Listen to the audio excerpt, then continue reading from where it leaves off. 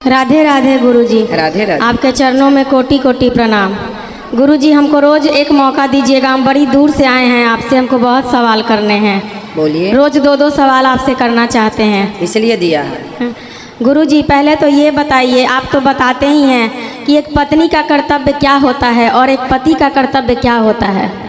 बताए तो हैं आज की कथा में। आप बताए हैं, लेकिन कोई आपकी कथा ही नहीं सुने। और पत्नी को सबसे पहले उठना चाहिए, बच्चों का, पति का, सबका ध्यान करना चाहिए। और हमारे बच्चों को सनातन के खिलाफ अगर उसके पिता ही भड़का रहे हैं तो कैसे हम अपने बच्चों को संभालें।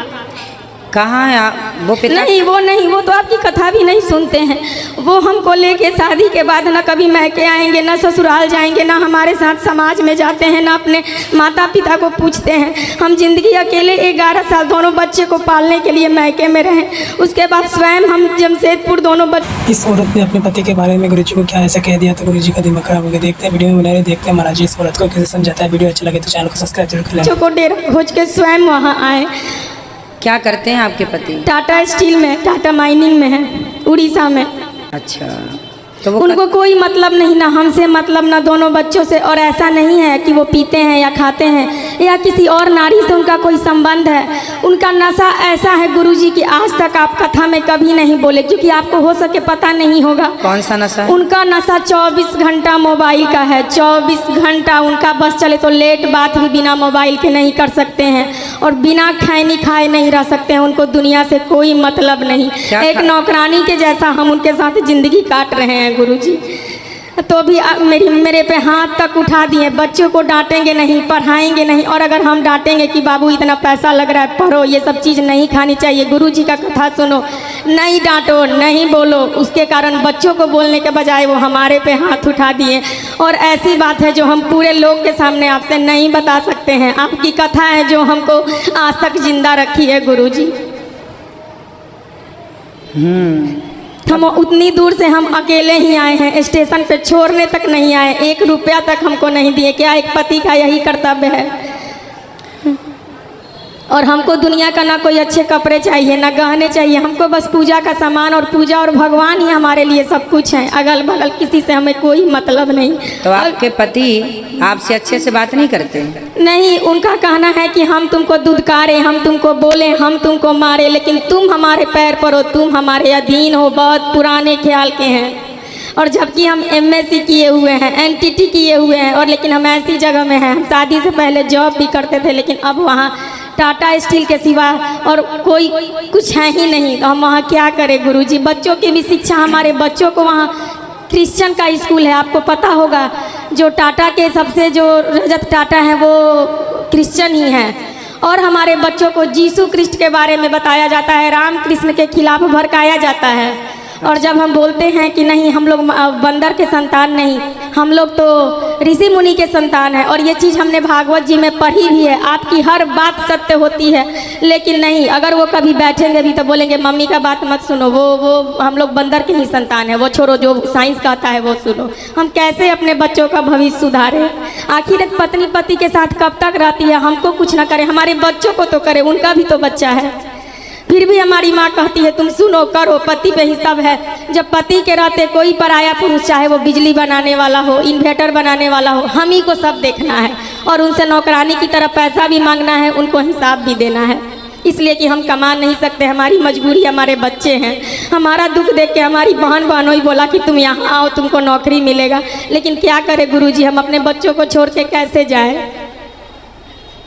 तो आप अपना भी कुछ काम शुरू कर लीजिए ना। जब आप जॉब पढ़े लिखे हैं तो आप वहाँ कुछ नहीं हो सकता है गुरुजी, वो माइनिंग एरिया है और वहाँ सारे उड़िया लोग भरे हैं, वहाँ कुछ नहीं हो सकता है। हम जमशेदपुर में थे तो वहाँ कुछ कर सकते थे, लेकिन वहाँ से ये जब वहाँ क्वार्टर ही सब मिल गया तो दुनिया का ताना सुन सुन के कि नहीं, अकेली औरत कैसे रहेगी, कैसे रहेगी। आजकल तो दुनिया सिर्फ भोग भोगना जानती है गुरुजी। लोग बोलते हैं कैसे इसी उम्र में तुम योगी हो गई, कैसे रह सकती है पति के बिना? हम कैसे जवाब दे उन लोग को, बताइए।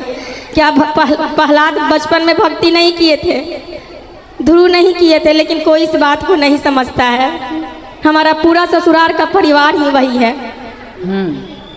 हम इतना तक ये थे, ऐसी ऐसी बात है जो हम सबके सामने नहीं बता सकते गुरुजी। बहुत आस लेके हम आए हैं और हमारे जो गुरु हैं वो नहीं है, हम किनसे अपना बात कहें। मायके में भी कोई नहीं है, बस एक बूढ़ी माँ है, कोई नहीं है। ससुराल में किसी को किसी से कोई मतलब नहीं।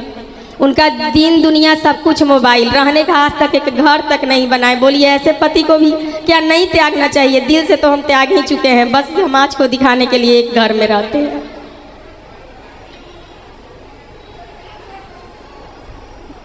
पति को समझाया जाए, यही विकल्प है। नहीं समझते हैं गुरुजी।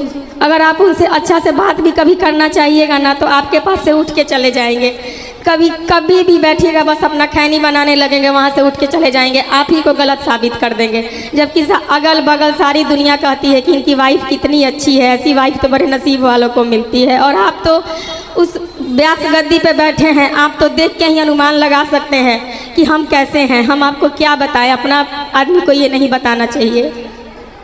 ठीक है, आप तो अपनी जगह बिल्कुल सही हैं। एक अच्छी पत्नी का, एक अच्छी माँ का कर्तव्य आप पूरा कर रही हैं। अब उन्हें एक अच्छे पिता और एक अच्छे पति का कर्तव्य पूरा करना चाहिए। लेकिन हमारे बच्चे का तो भविष्य खराब हो रहा है ना गुरुजी। हम उतना पैसा भी वहाँ दे रहे हैं, अपनी खुशी भी त्याग रहे हैं, लेकिन हमारे बच्चे क्रिश्चियन स्कूल में पढ़ते हैं। इस पे भी हम उनसे बात किए, कहीं रह के पढ़ाते हैं, नहीं, उन्हें कोई मतलब नहीं तो है। क्रिश्चियन स्कूल में पढ़ते हैं तो वहाँ के जितने बच्चे वहाँ पढ़ने जाते हैं तो क्या सबको वो लोग वही पढ़ाते हैं? हाँ बिल्कुल, यीशु कृष्ण का गाना होता है, हमारे राम कृष्ण का नहीं। हम इस पे बहुत रोए, बहुत बोले इनसे कि हम तो हिंदू लोग जो पढ़ते हैं बच्चे, उनके वो लोग ऑब्जेक्शन नहीं लेते कि आप ऐसा? नहीं, तो स्कूल से हटा देंगे। हम लोग की मजबूरी है, माइनिंग एरिया है ना, माल निकलता है, 1500 क्वार्टर है, कहाँ जाएंगे फिर? कोई सुविधा नहीं है वहाँ, रोजी रोटी है तो रहना ही पड़ेगा। बड़ी ये करके हम आपसे मिलने के लिए उतना दूर से हम आए हैं। तो बच्चों को फिर आप अच्छी जगह पढ़ाइए जहाँ उनको अच्छे संस्कार आप दे पाएँ। बच्चों के साथ तो खिलवाड़ नहीं कर सकते ना, सही है? तो ये तो एक कहीं भी जाएंगे तो लोग पूछते हैं पति कहाँ है आपके। यहाँ तक कि वहाँ के समाज में लोग ये कहना शुरू कर दिए हैं हमारे बच्चों से कि इसके मम्मी पापा कभी एक साथ नहीं आते हैं।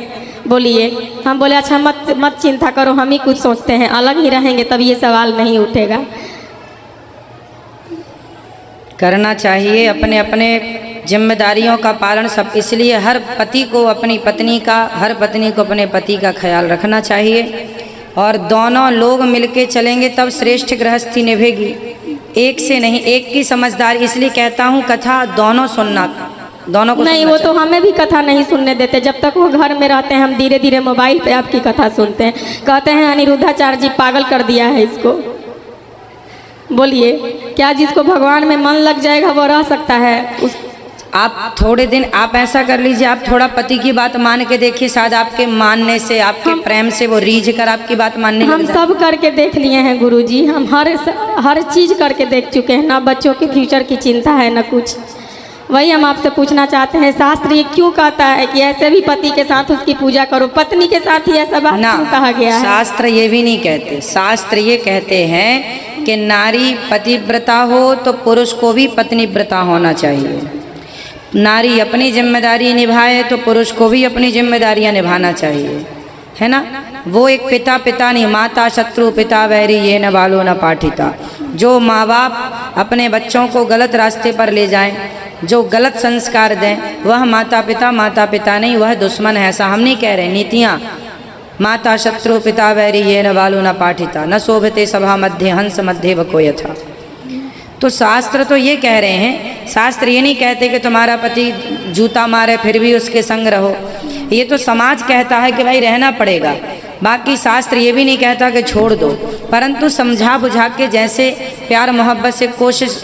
आदमी व्यक्ति गलत नहीं होता, व्यक्ति की संगति उसे गलत कर देती है। सुधारा जा सकता है यदि आप यहाँ लाएं। अब जैसे आप कह रहे हैं वो आ ही नहीं सकते। नहीं, वो तो आपकी कथा सुनते ही नहीं है, वो टीवी में भी खाली इंडिया अब में। ये है ना कि कोई हॉस्पिटल जाए तो उसका इलाज भी हो जाए। अब हॉस्पिटल ही ना जाए तो इलाज भी कैसे हो? यहाँ आए तो मैं समझाऊं भी, शायद वो समझ भी जाए, लोग समझ जाते हैं। अब आए ना समझ नहीं, वो किसी से बात भी नहीं करते। अगर इस घर में पूजा होगी, ब्राह्मण देवता बुलाएंगे तो फिर आएंगे ही आप ही उनके पत्नी तो हो ही। आप ही अपने पति के गुरु बनकर आप ही उन्हें सही मार्गदर्शन कीजिए। आपके पति भटके हुए हैं रास्ते से। एक पत्नी का धर्म यही है कि भटके हुए पति को सही रास्ते पे लाना। तो गुरुजी वो लात मारेंगे और हम उनको बार बार समझाएंगे, कोशिश करेंगे। कुछ दिन आप समझाइए प्यार से, वो लात नहीं, वो अलग विषय है कि वो उनके संस्कार ऐसे हैं, परंतु आप कोशिश करिए शायद सुधर जाएं। अब छोड़ भी देंगे अपने पति को तो फिर छोड़ने से भी लाभ क्या है? नहीं है, लाभ नहीं है ना छोड़ने से। इसलिए उस व्यक्ति को समझाया जाए, समझा बुझाकर ठीक किया जाए, यही ऑप्शन है, यही उपाय है मेरे हिसाब से। आप लोग बताइए क्या उपाय है? क्या छोड़ देना समस्या का समाधान है? नहीं, पति को छोड़ देना समाधान नहीं है। बच्चे और अकेले पड़ जाएंगे, बहुत सारी ज़रूरतें होती हैं। एक गुरुजी एक पूजा करने के लिए, एक आहुति साथ में देने के लिए, मंदिर जाने के लिए हम तरसते हैं, कोई बात नहीं नहीं, जाते आप थोड़े दिन प्रयास कीजिए, जैसे रीझें, प्रेम से, भाव से, जो आप के विचारों से शायद रीझ जाएं। भगवान से प्रार्थना करो, हम भी प्रार्थना करें कि आपके पति को सद्बुद्धि आए और वो अपने बच्चों का ख्याल रखें, अपने पति धर्म को समझें। हाँ, प्रार्थना गुरुजी, ही कर सकते हैं। आप आशीर्वाद दीजिए गुरुजी। हमारा तो आशीर्वाद है। बिहारी जी आपकी हर बात सुन रहे हैं, वृंदावन में आप बोल रही हैं, बिहारी जी सुन रहे हैं और वो सुन लेंगे। मुझे विश्वास है कि ठाकुर जी आपकी हर भावना को, हर मनोकामना को पूरी करेंगे।